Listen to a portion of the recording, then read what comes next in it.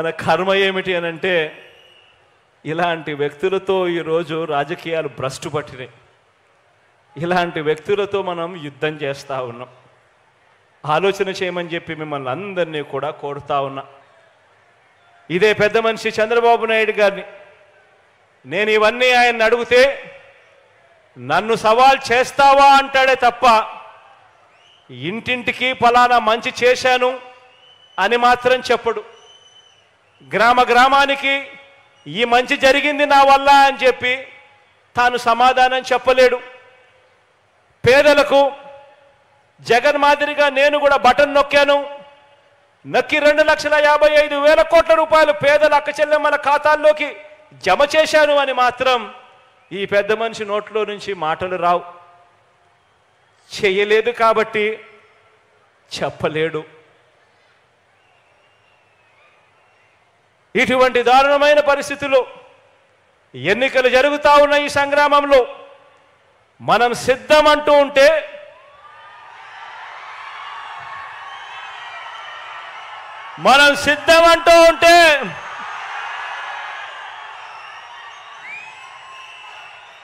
మరో వంక బాబు భార్య మా ఆయన సిద్ధంగా లేడు అంటోంది.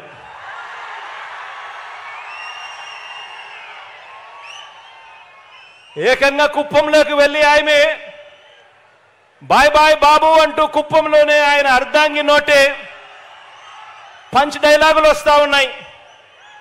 మరి ఇలాంటి ఈ బాబును ఎవరు సమర్థిస్తూ ఉన్నారు అని అంటే ఆంధ్ర రాష్ట్రంలో ఉన్న ప్రజలు సమర్థించడం లేదు.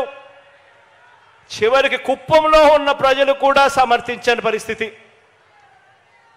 కానీ ఇటువంటి బాబుకి ఎవరు సమర్థిస్తున్నారు అని అంటే ఏనాడు ఏపీలో లేనివారు, ఏపీకి రానివారు, వారి సొంత ఊరు ఏదంటే ఎవరికి తెలియని వారు, వారికి మన రాష్ట్రంలో ఓటే లేనివారు,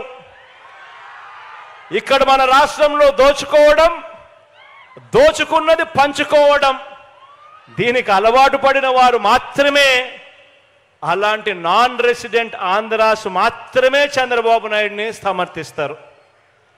ఆలోచన చేయమని అడుగుతా ఉన్నా. ఇలాంటి పరిస్థితుల మధ్య ఎన్నికలు జరుగుతూ ఉన్నాయి.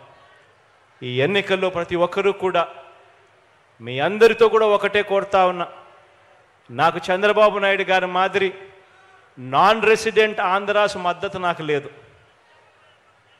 నాకు చంద్రబాబు నాయుడు మాదిరి ఒక ఈనాడు మద్దతు లేదు, ఆంధ్రజ్యోతి మద్దతు లేదు, ఒక TV5 మద్దతు లేదు, ఒక దత్తపుత్రుడు తోడు అంతకన్నా లేదు.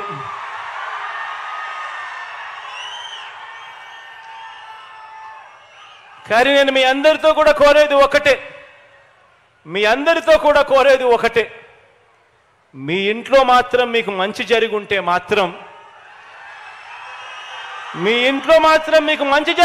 మాత్రం, మీ బిడ్డకు మీరే తోడుగా నిలబడండి అని చెప్పి మాత్రం కోరుతా ఉన్నాను.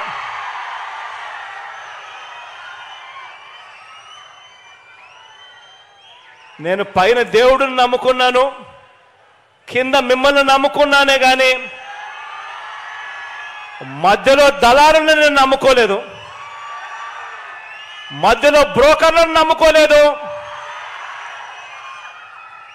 మధ్యలో ఉన్న ఇలాంటి వారిని అంతకన్నా నమ్ముకోలేదు. కాబట్టి మీ అందరితో కూడా ఒకటే చెప్తా ఉన్నా, మీ ఇంట్లో మంచి జరిగిందా లేదా అన్నది మాత్రమే కొలమానంగా తీసుకోండి. అబద్ధాలను నమ్మకండి. రాబోయే రోజుల్లో ఇంకా ఎక్కువ మోసాలు చేస్తారు అన్నది కూడా జ్ఞాపకంలో పెట్టుకోండి.